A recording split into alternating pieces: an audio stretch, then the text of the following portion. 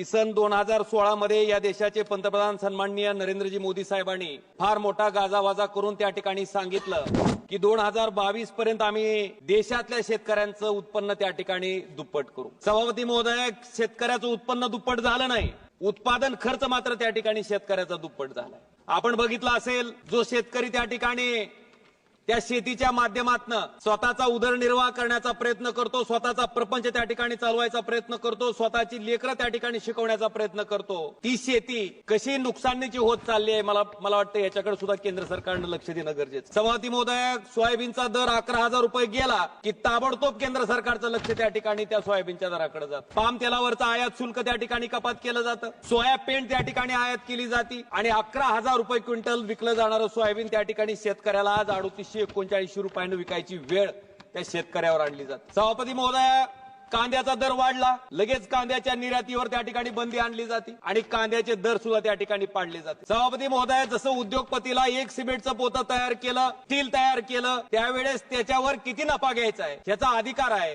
मला वाटतं त्याच पद्धतीनं शेतकऱ्यानं स्वतःच्या रक्ताचं पाणी करून, हाडाची काढ करून जे सोयाबीन पिकवलंय, जे पीक पिकवलंय, त्या पिकावर सुद्धा त्याला किमान त्याचा प्रपंच चालावा इतका नफा मिळवण्याचा अधिकार त्या ठिकाणी आहे।